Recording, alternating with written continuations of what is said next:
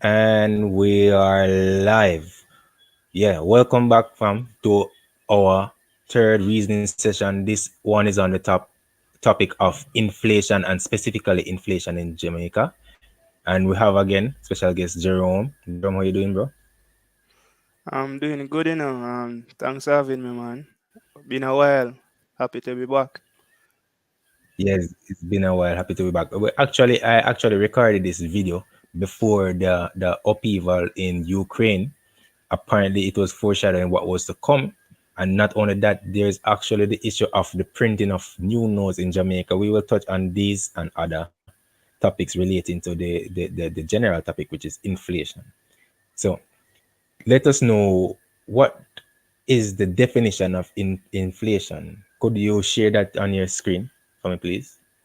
We want to define the term Uh, inflation. sure.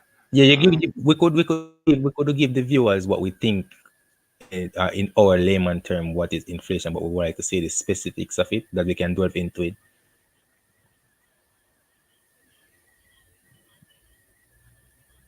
Because when we hear the term inflation, we hear inflate mean like you have a balloon and you blow air into it. That could be one definition, just speculating. So inflate something, you can make it more. So that's one definition that's swirling around with inflation. But let's see what the actual terminology is. let me know if you're seeing my screen. Yeah, I'm gonna add it right now.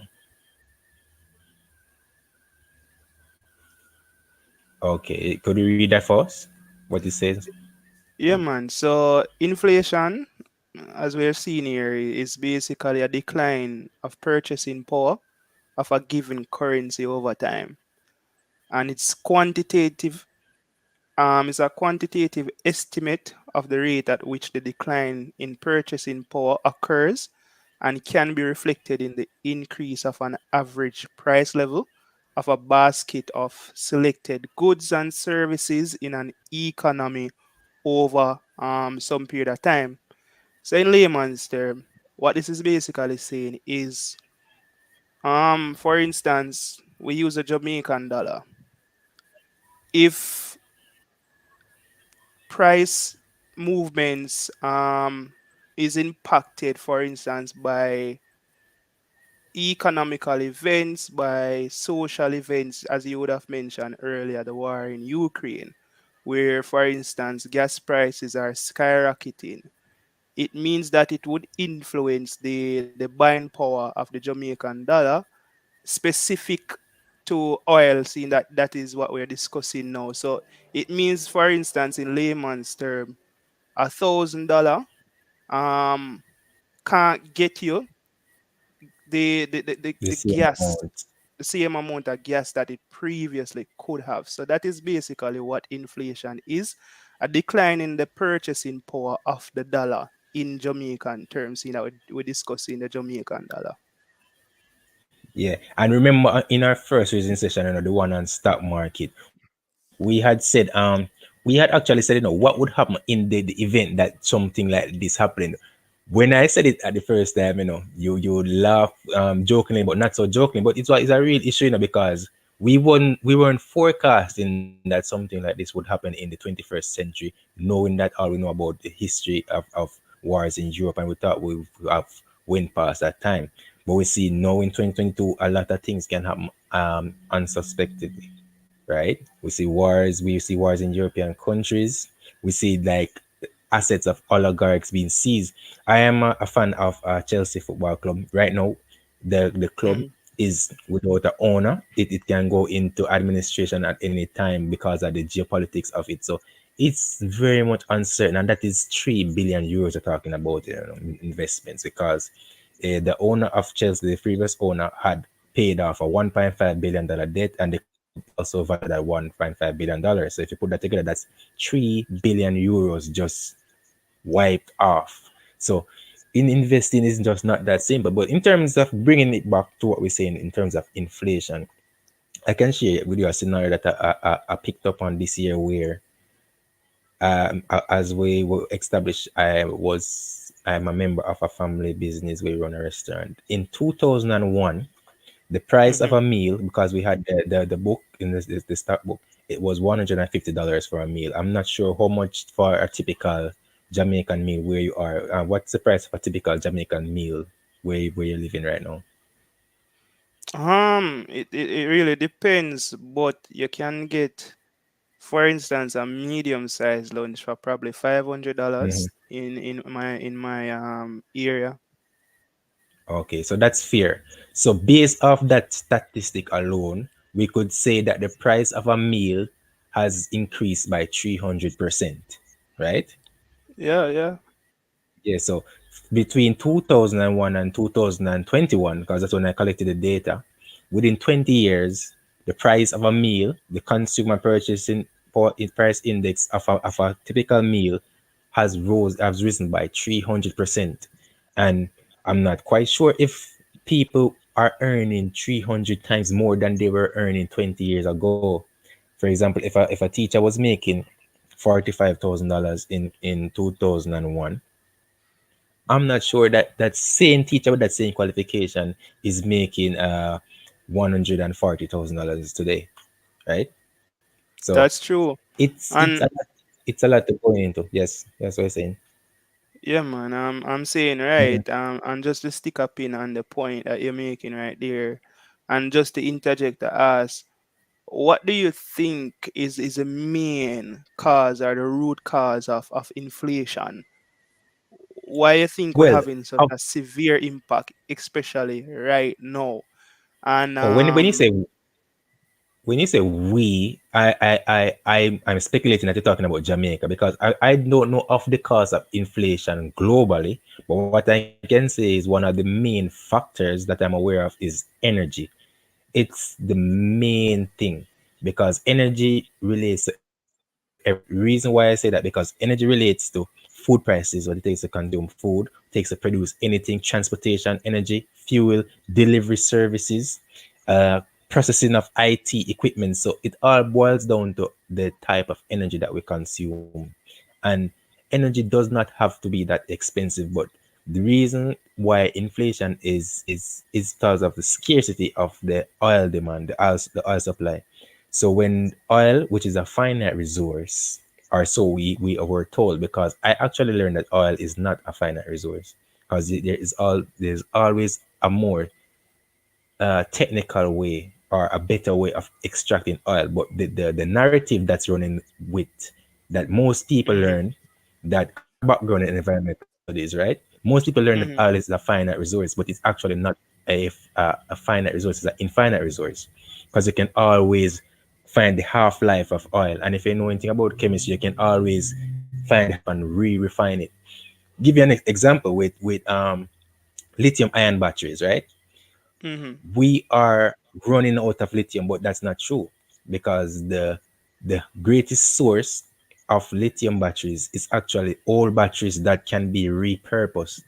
So when we hear that these resources are finite now, it brings a narrative that the prices have to be risen to meet the demand or to limit the depletion of resources. We will never run out of ways to produce energy in the earth.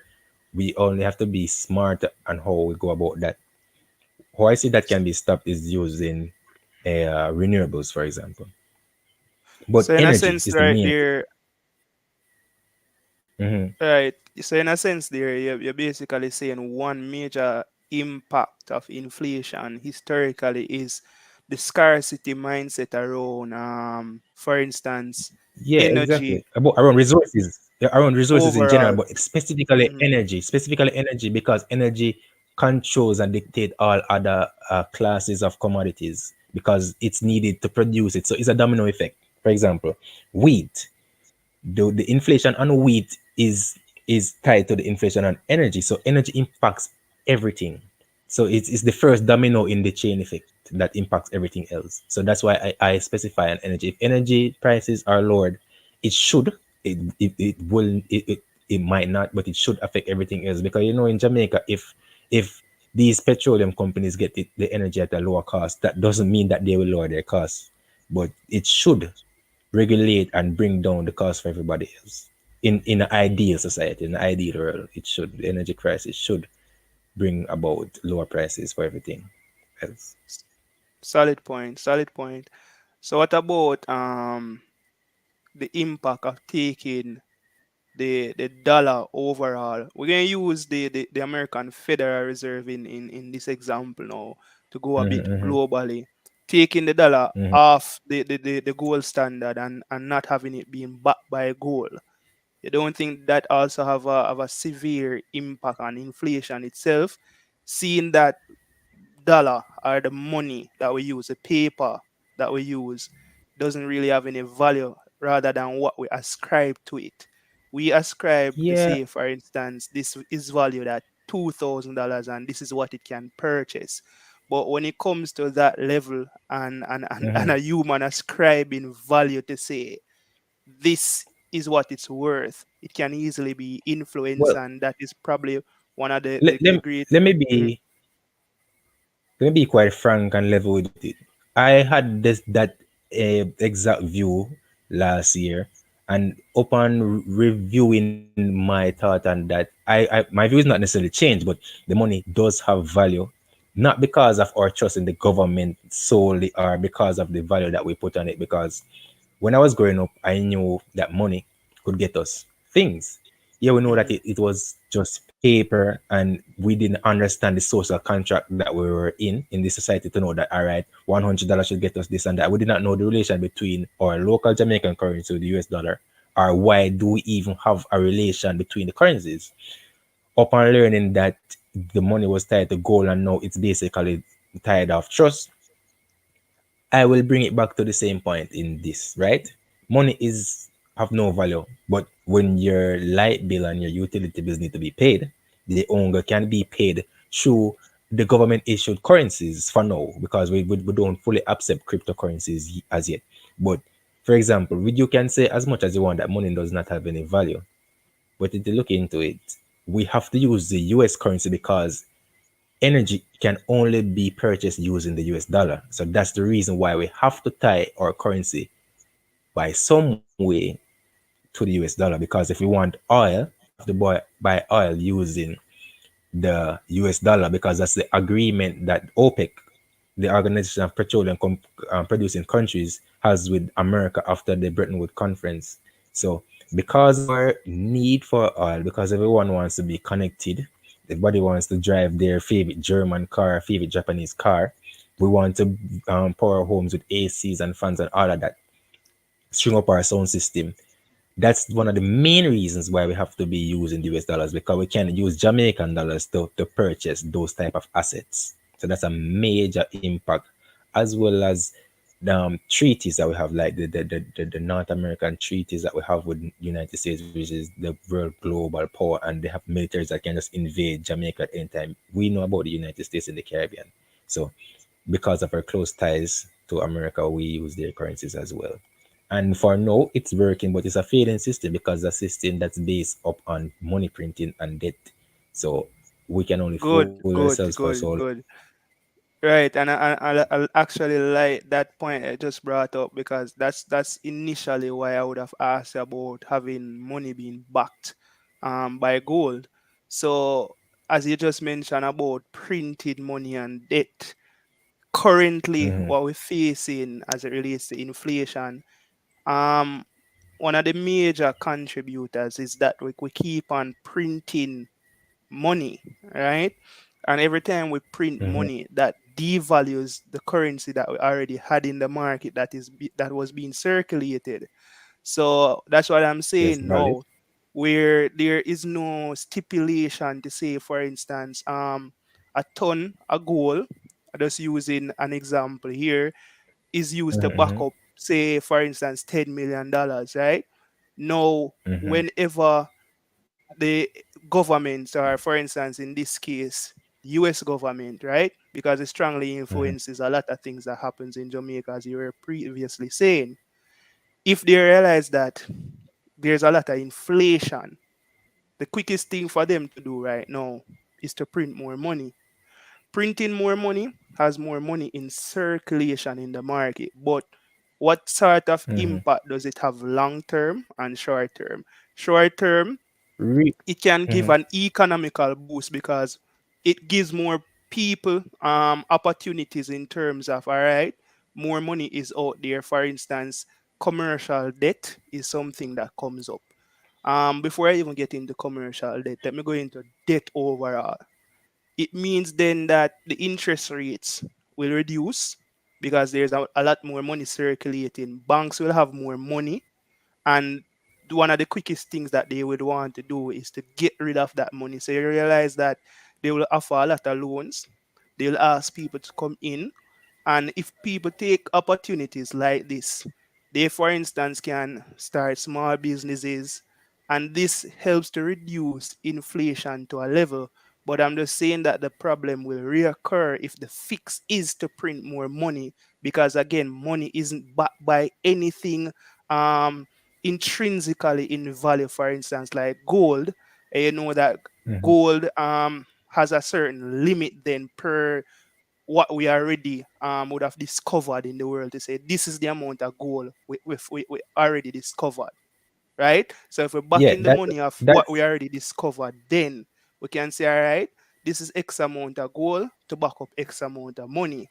And then if we but keep that money in, I'm not saying that's a perfect system, What I'm it's a saying valid is, point. The system is not perfect, but it's a point because that's what the cryptocurrency is trying to explain, which is the same problem. But they're saying that the Bitcoin is a limited mhm, amount, right? So you can only mine a finite amount of Bitcoin and tie your money to that.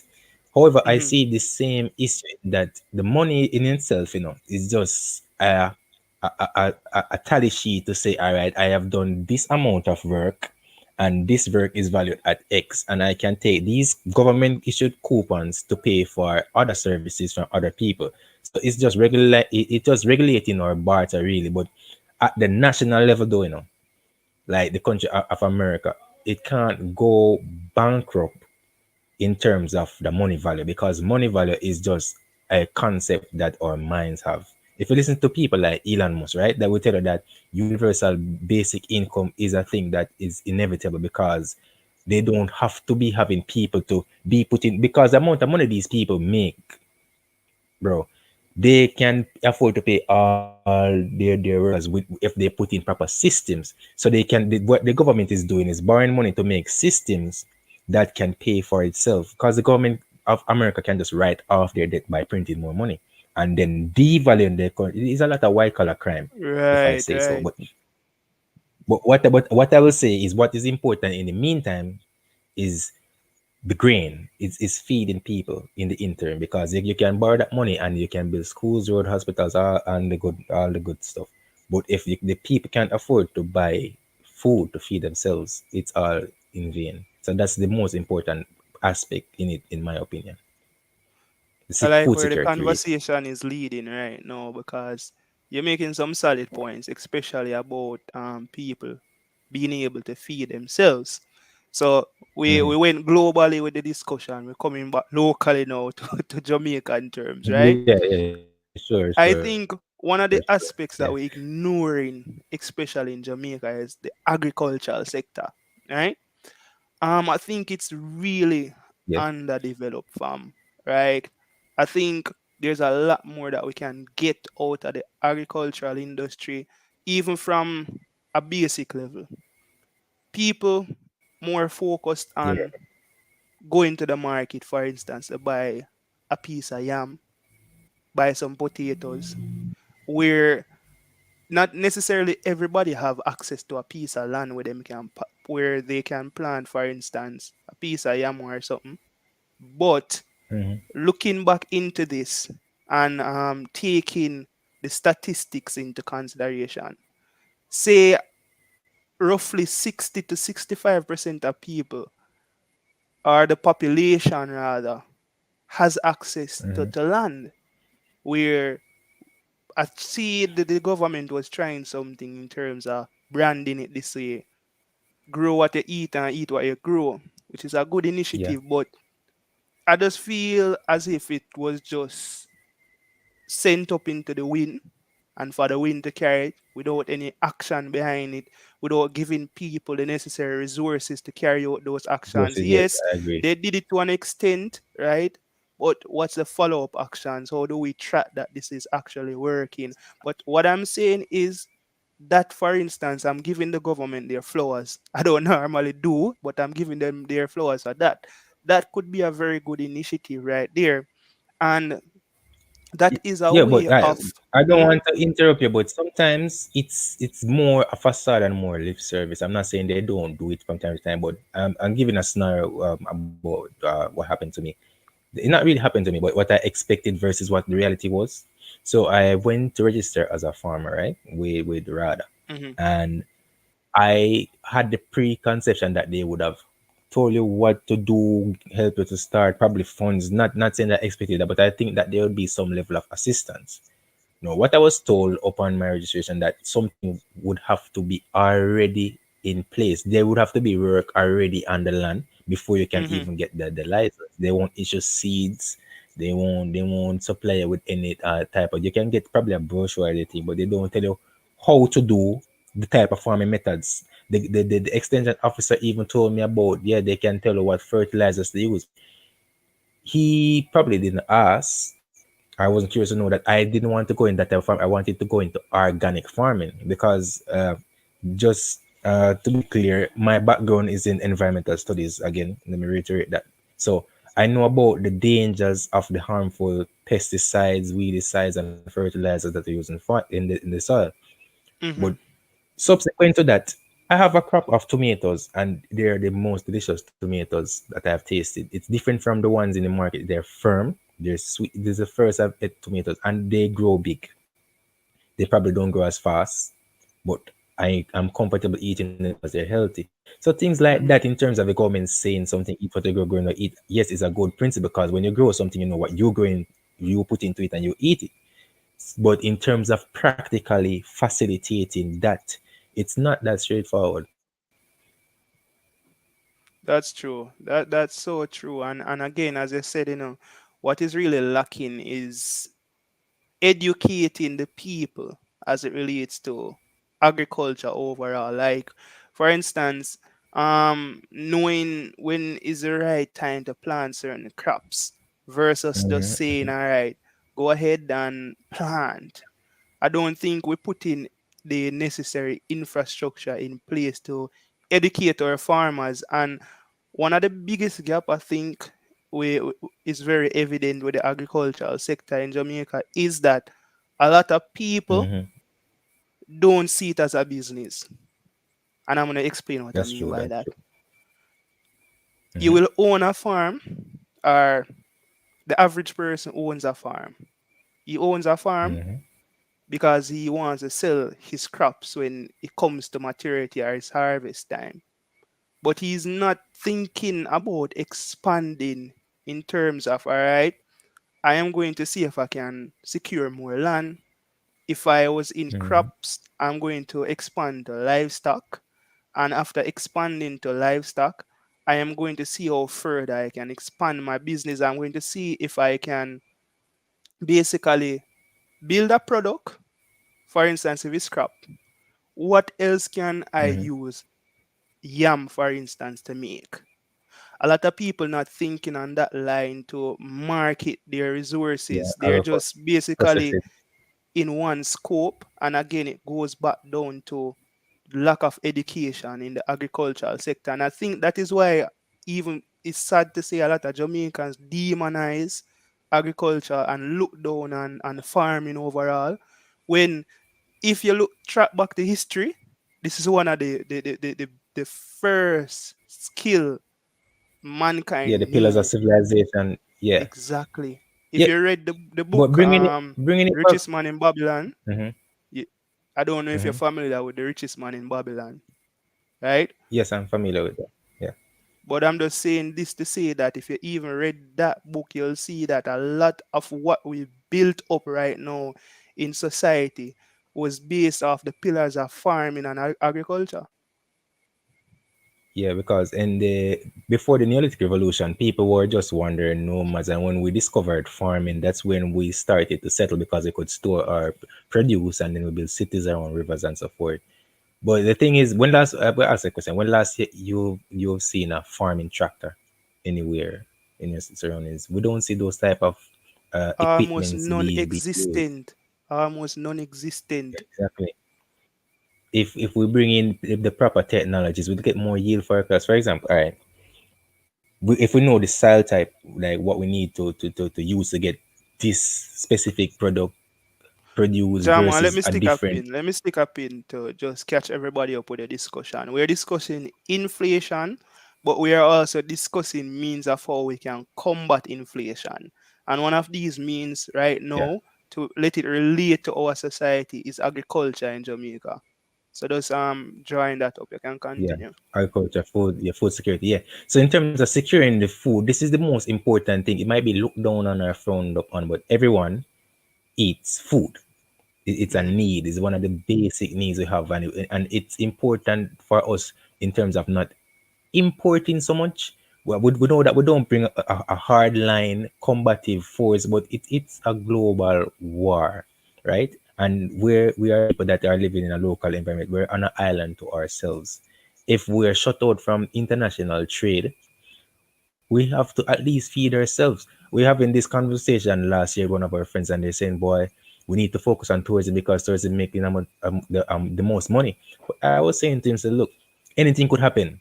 Boom, pandemic happened. Jamaica shut down for almost 2 years. We survived. Why we survived? Because we have a local agriculture industry that we could rely on, right? So it's the most important thing, and just not only the yield of food, but the quality of food. So because if you we can produce a lot of food or import a lot of food, and it's not healthy, it will affect us in terms of the health costs, which is also inflationary because when the doctors have to be paying more fuel to bring in the oxygen, because you know that oxygen is also a byproduct of natural gas. The oxygen that they use in the hospitals, that is a byproduct of natural gas, which is supplied in large in countries like Russia and the EU.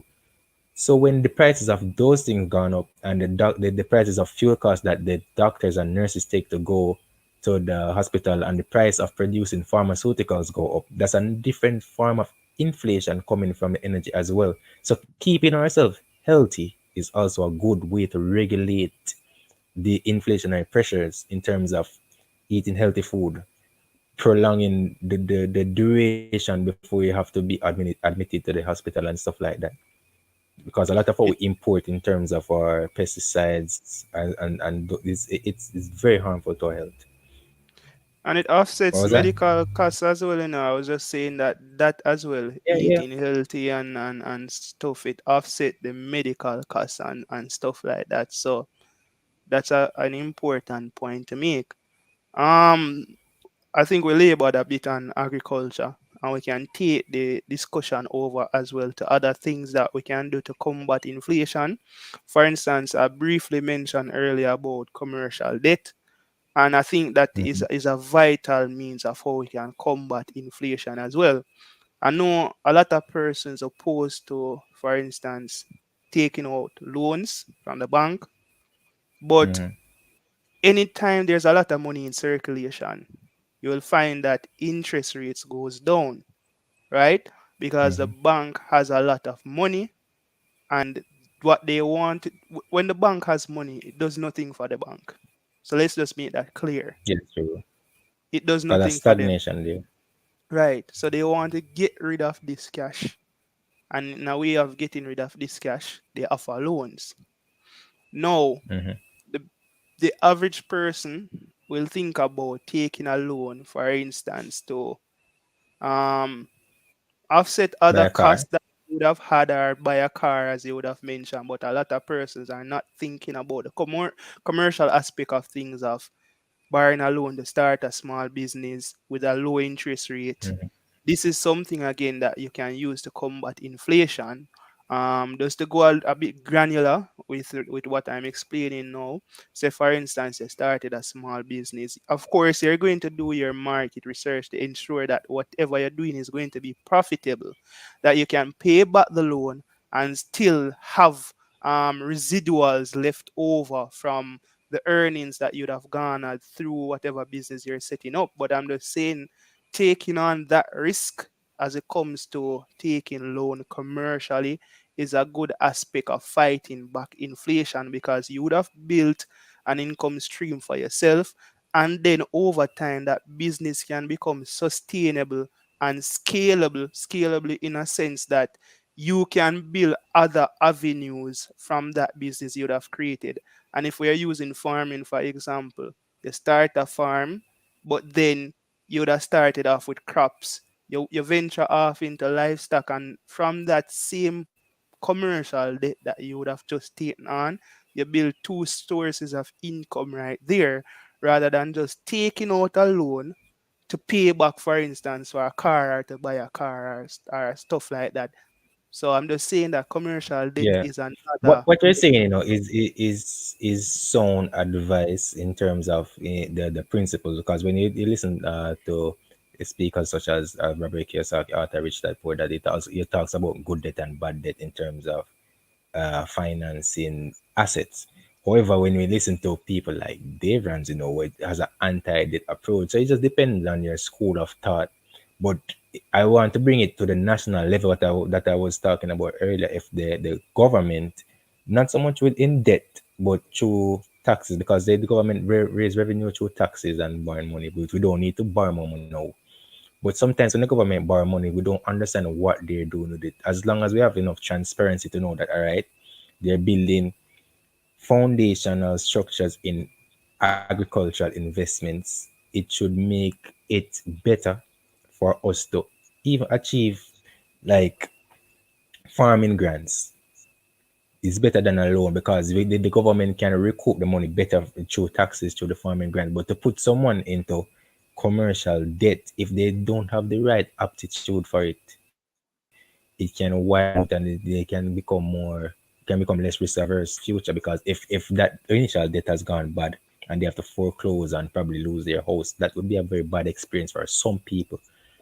However, that's a brilliant point if you can manage to pay off your debt, and source your debt and start a business that's profitable, and you get just rid of that debt. But that principle is kind of tricky. It depends on the school of thought that you're from, really. But it's just all about mindset. But on a national level, yeah, the government can do a lot of investments in terms of building out agricultural infrastructure, building out commercial infrastructure in terms of opportunities for people to create income, and using the resources of our country just as a distribution hub and all of that.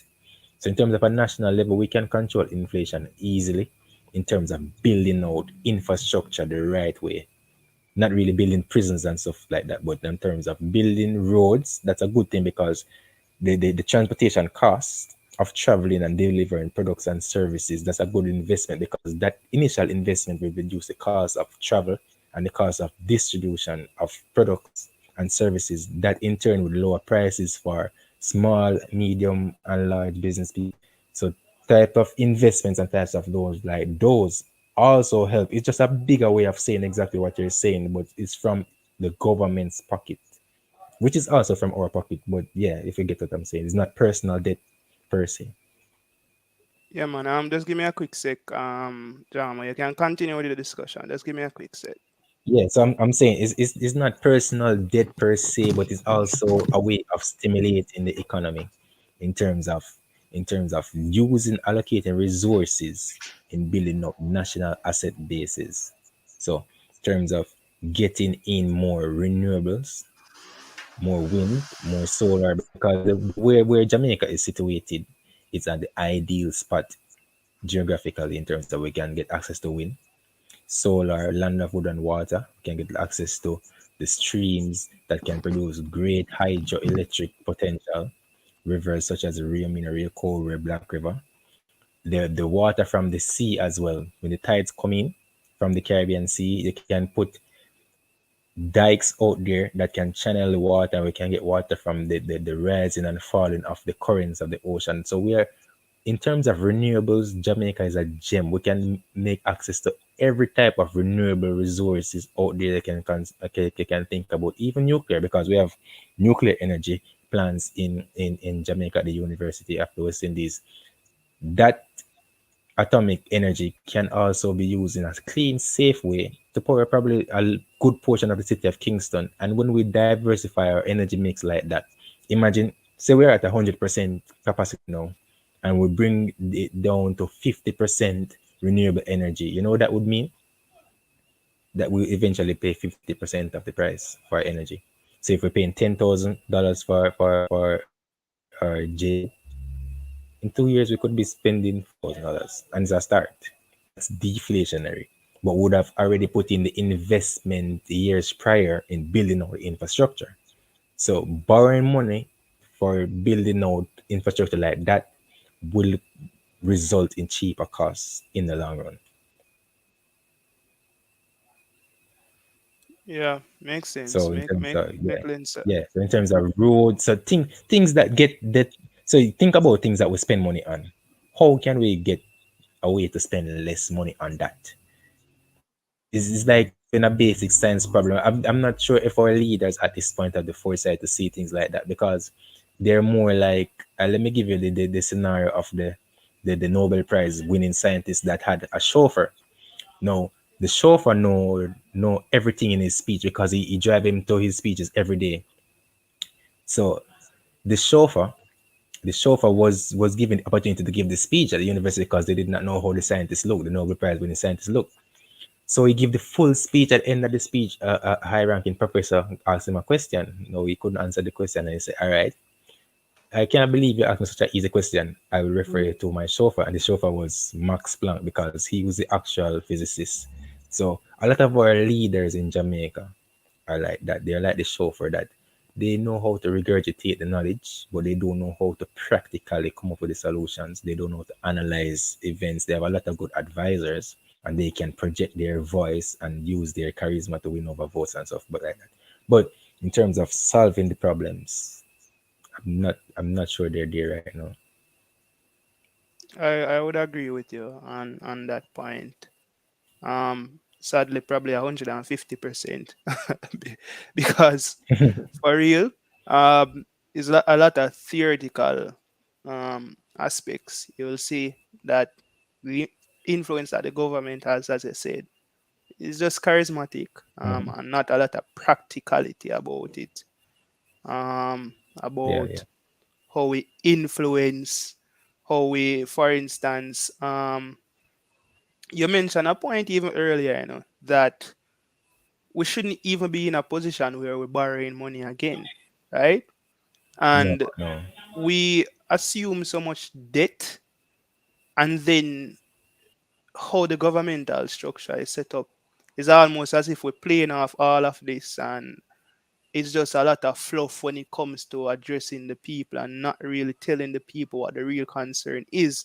So even when it goes back down to the government introducing certain avenues to say that this is how the people can earn for themselves or create an income stream for themselves, yeah, it's as if there's a lack in trust of the government, because again that practicality is missing. I don't see a lot of infrastructure being put in place to say, for instance, then I am introducing this as an avenue for generating revenue or income. And this is how I will yeah, aid you through the process. For instance, over a period of a year, I am going to ensure that we are being held accountable by doing our necessary check and balances, right? Um, we're going to ensure that we have the infrastructure in place to educate the people about building certain businesses. So those aspects are lacking, and that's a practicality I'm talking about. So it's not just going up there to say this is what we need to do, but how do we do it exactly? All right, look at this. I'm going to give a scenario from a practical local perspective. All right. There's a town in Manchester called Christiana, right? I heard Mhm. that there is a bus park, a popular bus park in there that runs a route from Trelawney to Christiana, Christiana to Trelawney, vice versa, right? Now in that park, there's the construction of a well-known restaurant, KFC. The motorists are forced to go down into the market lane. This is recently on the news, right? Mhm. Now, when they're down into the market, the policemen that they have to be moved from the place where they were parking, and they have no option but to go into the market lane. Now, the police issue them tickets and fines for 2,500 or whatever the amount is. Sometimes they get four for the day, and this is according to them, according to the taximan representative. Right. Now, when you get these heavy fees, penalties for something that's out of your control, and the rate of gas in terms of fuel costs is going up, so that's two types of inflation right there that's out of their control. And even if they withdraw their service or protest, they're still getting fined. And a lot of time passengers understand, sometimes they don't, that this will result in an increase in fares. When the fares increase, the parents complain that they can't afford to send their children to school. So they complain that minimum wage is too low. When they complain that minimum wage is too low, the minimum wage raises, and then the employers have to lay off people or complain that this is going into their bottom line. And all of this is a cycle that leads to higher inflation. All of this is a simple, and a lot of this is about corruption, because in a town like Christiana, which you're probably familiar with, because we've been in Christiana for years. I'm not sure when last you went there, but check it. This town should have put something in place to facilitate the motorists before the construction of this restaurant, regardless, because that is their right. They have been there. I've I've I've been in that part for at least, hold on, I've got the, for at least 10 years. For at least 10 years we've been going there. They can't just displace the people just like that without putting something in place first. No, they put them in a But you spot know what will where they happen? have to be. Yes. You know what will happen? We are going to What will take the happen? same approach as what we normally take, being very much reactive rather than being proactive. Proactive, yeah, And yeah, that's for this, real. and that's the issue, and that is also contributing to the inflation that we're seeing. Because again, what we've been discussing in lens is putting the necessary um, things in place to ensure that one, majority of the demographic of the country have other ways and means of earning an income outside of a 9 to 5 job, because we see that the structure of the 9 to 5 system, especially during this pandemic, is really flawed. A lot of people got laid off and stuff like that. Mm-hmm. Not being proactive, and one might debate this to say that we don't have the resources to do certain stuff. But if we look in hindsight and really look deeper, there are resources. It's just that we're not materializing and we're not realizing overall the opportunities that are there. And therefore, we are being very much reactive instead of being proactive. And it goes back to the point that you're making, that you know that the restaurant will be there, right? I am sure that decision Mm-hmm. wasn't made in a day and then the structure to start putting up the same No, day, can't. right? So, what were the measures that you put in place? What were the preparations that you, or what were the arrangements in place to ensure, right, that the motorists will be secured and won't be displaced? Know that they're The thing, complaining, it always boils back down to a complaint being filed, and then we are reacting to that complaint instead of being proactive by saying, I know that this will happen. I am making the preparations beforehand for the motorist. the thing is, a lot of times these towns weren't planning on in terms of what would come in terms of the amount of motor, because a lot of these towns, especially towns like Black River, Falmouth, were built from the time of colonialism, where they didn't know that they would have two-lane traffic, three-lane traffic, and so forth. So when the person that was constructing the town of per se Christian just made a little one-way drive through, they probably say, all right, they want a one gas station somewhere in there. They can have a little part to the side where you can have a few shops. They didn't think that eventually they would want a bypass, probably two bypasses, and they probably want a place to hold the to for parking, because there's nowhere to park in the town of Christiana. And a similar thing happened in place like Mandeville. Any town in Jamaica you can think about right now have limited parking space. And if you park just anywhere on the roadside, you might get clamped and all of that. So it's damned if you do, damned if you don't. But these things aren't taken into consideration. So in terms of those investments, it would save a lot, because As simple as you see those things, it's a big contributor to inflation because it's the cost of living that's the actual issue here, and everything is interrelated in the ecosystem in terms of if it affects this person, it will affect you because when the fear increase, people that are going to do their 9 to 5s will be affected. They either absent for work or there's a higher transportation cost in their budget. And we see the item transportation costs and we put on it a hard that is a part of inflation, but we do not look at the factors that result in the cost of transportation being there. So it's simply how a thing like just tone planning, proper tone planning can reduce inflation. Simple True, things like true. that. So Yeah, man. we're bringing it to a close for this week and this discussion. We're just wrapping up so you can touch on a little bit of what you want to do in wrapping up in terms of the inflation. What do you think about the new currency? I don't get the hype around it. I see a lot of persons hyping it up and saying the money pretty and all sort of things, but knowing the truth behind it, it's pretty much neither here or there for me. If the money still lacks the purchasing power, it doesn't matter how pretty it looks, it's what it can get. So my take on it is neither here or there. It's about We hear a using lot of what, comments. yeah. I'm We hear a just lot of saying comments on closing it off because, is just to say yeah, man. it's basically using that same money to work for itself or to create more. Yes, That's yes, really that's my true. take on it. Nothing changed in terms of my thought process around it, no matter how pretty it looks.